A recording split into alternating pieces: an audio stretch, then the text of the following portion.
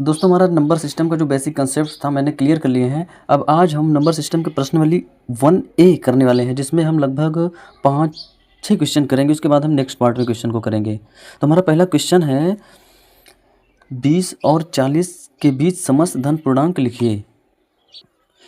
20 और 40, 20 से 40 के बीच में, यानी कि सम, वो भी सम धन पूर्णांक लिखना है। तो 20 के बाद सम क्या आएगा? 22, 22 के बाद 24, 24 के बाद 26, 28, 30, 32, 34, 36 और 38।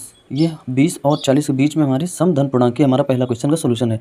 हमारा दूसरा क्वेश्चन है 1 से 10 तक अभाज्य धन पूर्णांक लिखिए। पहले हम जानते हैं अभाज्य संख्याएं होती क्या हैं। अभाज्य संख्याएं वही होती हैं जिनके सिर्फ दो गुणनफल होते हैं। जैसे 2 हो गया, 2 के सिर्फ 2 गुणनफल हैं, एक 1 और एक स्वयं 2, यानी कि ये संख्या सिर्फ 1 से या फिर स्वयं से कट सकती है। और जैसे 3 हो गया, ये सिर्फ 1 और 3 से कटेगी। 5 हो गया, ये सिर्फ 1 और 5 से कटेगा। अब तो हम 1 से 10 तक कितनी अभाज्य संख्याएं होगी? 2, 3, 5, 7, 10 और 1 और 10 के बीच में हमारी 4 अभाज्य संख्याएं होगी। अब कई लोग सोच रहे होंगे कि यहाँ 9 क्यों नहीं होगा, क्योंकि 9 एक विषम संख्या है, जो कि 9, 1, 3 और 9 स्वयं से कट सकती है, यानी कि 9 के 3 गुणनफल हो जाते हैं। इसलिए 9 एक अभाज्य संख्या नहीं है, सिर्फ विषम संख्या है।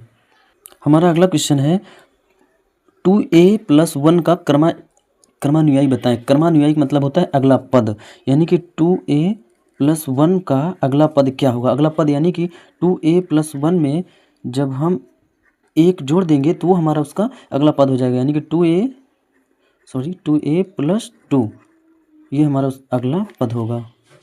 हमारा अगला क्वेश्चन है 2/3 का योज्य प्रतिलोम ज्ञात कीजिए।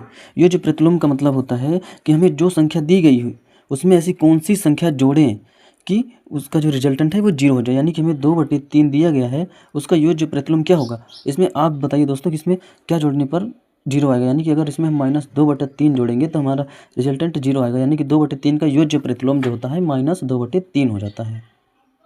हमारा अगला क्वेश्चन है -5 का गुणात्मक प्रतिलोम क्या होगा? गुणात्मक प्रतिलोम मतलब है हमें जो संख्या दी गई है उसमें किस संख्या से गुणा करें कि हमारा जो रिजल्ट है वो 1 हो जाए। यानी कि हमें -5 दिया गया है और हमें उसका गुणात्मक प्रतिलोम ज्ञात करना है। यानी कि अगर हम -5 में -1/5 से गुणा करेंगे तो माइनस माइनस प्लस हो जाएगा और 5 गुणे 1/5 हो जाएगा और 5 से 5 कट के 1 हो जाएगा। ये हमारा -5 का ये गुणात्मक प्रतिलोम हो जाएगा। -5 गुणात्मक प्रतिलोम -1/5। हमारा अगला क्वेश्चन